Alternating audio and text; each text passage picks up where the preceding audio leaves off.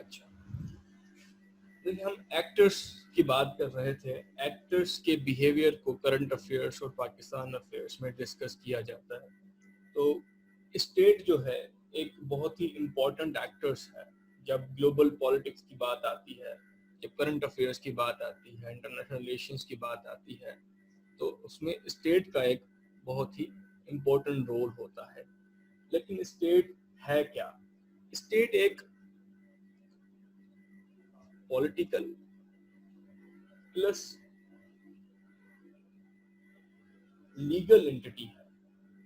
अब political entity क्यों हम इसे कहते हैं? क्योंकि पॉलिटिकल एंटिटी स्टेट इसलिए है क्योंकि उसको अपने पास एक अथॉरिटी है जिसके जरिए स्टेट को गवर्न किया जाता है। आइदर एक स्टेट डेमोक्रेसी हो सकती है, एक स्टेट किंगडम हो सकती है। तो एक स्टेट पॉलिटिकल एंटिटी होगी और एक स्टेट लीगल एंटिटी होगी। लीगल एंटिटी स्टेट को क्यों कहा जाता है? क्योंकि हर स्टेट के अपने राइट्स होते हैं। मैं 2 पॉइंट यहाँ पे लिख देता हूँ, राइट्स एंड ऑब्लिगेशंस। कोई भी स्टेट होगी, फर्स्ट तो वो एक पॉलिटिकल एंटिटी है, क्योंकि स्टेट के जब भी हम बात करते हैं तो स्टेट के पास अपना एक गवर्नेंस का स्ट्रक्चर होता है। तो वो गवर्नेंस का स्ट्रक्चर डेमोक्रेसी भी हो सकती है, किंगडमशिप भी हो सकती है। और कोई भी स्टेट सिर्फ पॉलिटिकल एंटिटी नहीं होगी, वो लीगल एंटिटी भी है। स्टेट के अपने राइट्स हैं और स्टेट्स के अपने, हर एक स्टेट की अपनी ऑब्लिगेशंस होती हैं, या जो फर्ज होते हैं स्टेट को ग्लोबल सिस्टम में रह के फुलफिल करने होते हैं। तो ये 2 चीजें जो हैं स्टेट को डिफाइन करती हैं। कुछ फीचर्स हैं जो किसी भी स्टेट को जब आप एक्सप्लेन करते हैं तो वो उस सब में पाए जाते हैं। तो स्टेट यहाँ पे हम पाकिस्तान की बात कर देते हैं। फॉर एग्जांपल ये रफ मैप बना देता हूँ मैं पाकिस्तान का। ठीक है, ये पाकिस्तान है। तो सबसे पहला जो फीचर है, हर स्टेट के पास अपना बॉर्डर होता है। बॉर्डर इसलिए होता है कि जिसके जरिए हमें पता चले कि स्टेट के इंटरनल मैटर्स कौन से हैं और एक्सटर्नल टू स्टेट क्या है। ये डिस्टिंग्विश करने के लिए हर स्टेट का अपना बॉर्डर होता है। नंबर 2, स्टेट की अपनी पॉपुलेशन होती है।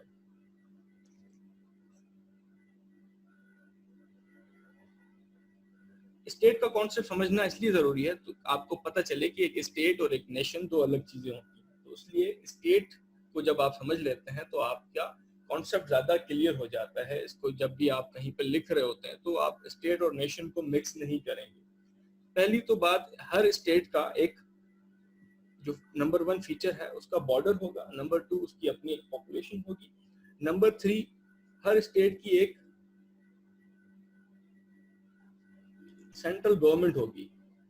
अब सेंट्रल गवर्नमेंट क्यों होती है? स्टेट के इंटरनल जो मैटर्स है, मैंने कहा बॉर्डर डिसाइड करता है कि कौन सी चीजें इंटरनल टू स्टेट है और कौन सी एक्सटर्नल टू स्टेट है। तो सेंट्रल गवर्नमेंट होगी, उसका काम ये होगा जो इंटरनल मैटर्स है उसको कंट्रोल करना है, एडमिनिस्टर करना है। टेरिटरी के अंदर जो भी चीजें हैं,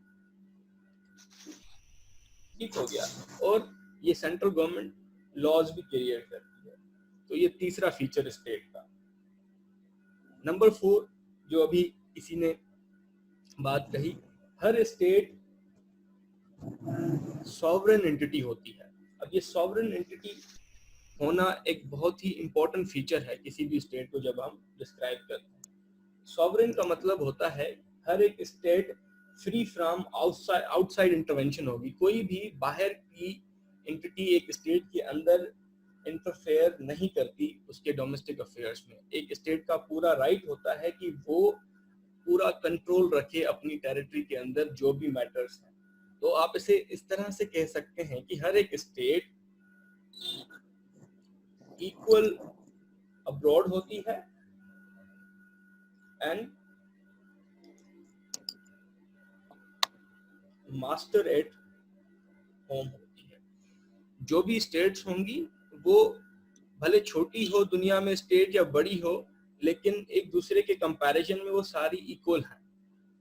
स्टेट अगर अमेरिका है, स्टेट अगर नेपाल है, सब दोनों इक्वल हैं जब ग्लोबल इंटरनेशनल सिस्टम में उनको कंपेयर किया जाएगा। लेकिन जब एट होम की बात होगी, उनके इंटरनल मैटर्स की बात होगी, तो वो अपने घर में मास्टर्स होंगी, दैट इज देयर सॉवरेनिटी।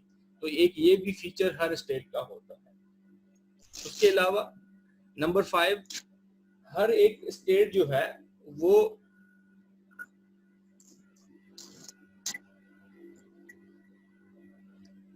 जिसका माइक ऑन है, माइक अपने ऑफ कर लें।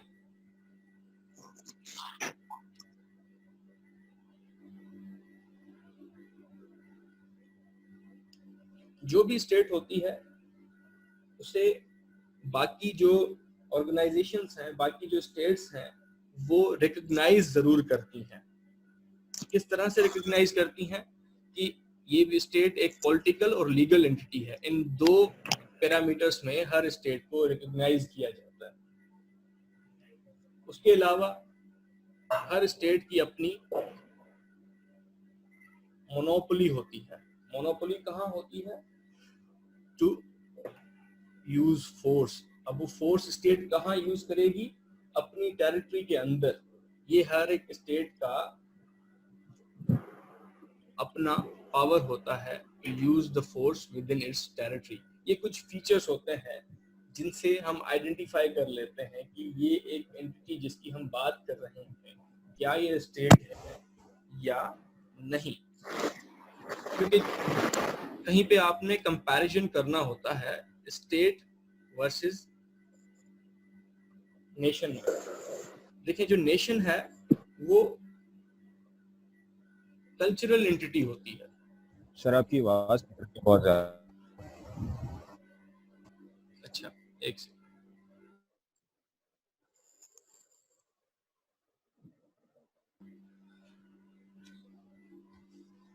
मैंने कहा स्टेट और नेशन के बीच में जब हम कंपैरिजन कर रहे होते हैं, नेशन बेसिकली एक कल्चरल एंटिटी होती है। कल्चर, रिलीजन, लैंग्वेज, ये सारी चीजें मिलके नेशन को आइडेंटिफाई करती हैं। लेकिन on the other hand state एक पॉलिटिकल एंटिटी होती है। हम ऐसा कह सकते हैं कि एक स्टेट के अंदर, विद इन अ स्टेट, एक से ज्यादा नेशंस हो सकती हैं। फॉर एग्जाम्पल, जैसे इंडिया की हम बात करते थे कि एक इंडिया के अंदर एक से ज्यादा नेशंस रहती थी, Muslim nation, Hindu nation and number of other nations. वो जो नेशंस की बात हो रही होती थी वो कल्चर के बेसिस पे, रिलीजन के बेसिस पे और सिमिलैरिटी के बेसिस पे। लेकिन स्टेट वो होगा जिसमें ये सारे फीचर्स जो मैंने आपको अभी बताए हैं। एक नेशन हमेशा स्टेट नहीं होती, ये आपने दिमाग में रखना है। जरूरी नहीं होता कि एक नेशन हमेशा स्टेट ही हो।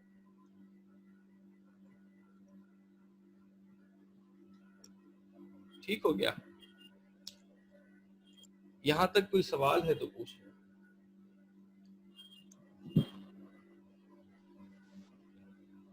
सर ये नेशन वर्सेस स्टेट को इसके अंदर किस तरह से डिफाइन करेंगे, ये मुझे समझ नहीं लगी। कि मोनोपोली तो ठीक है कि उसकी एक अपनी फोर्स होती है जो वो with in its territory use करेगी।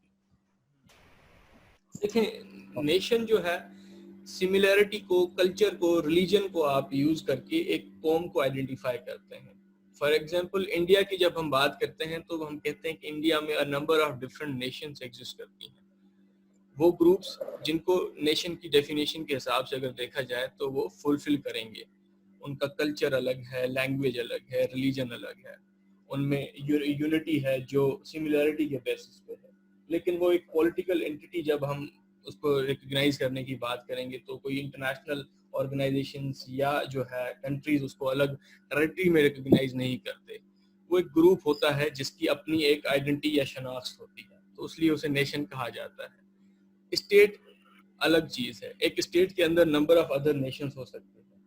स्टेट के अंदर जब हम बाइंडिंग फोर्स की बात करते हैं तो वो लॉ होता है। लेकिन जब नेशन के अंदर बात करते हैं कि क्या बाइंडिंग फोर्स है, दैट इज सेंटिमेंट।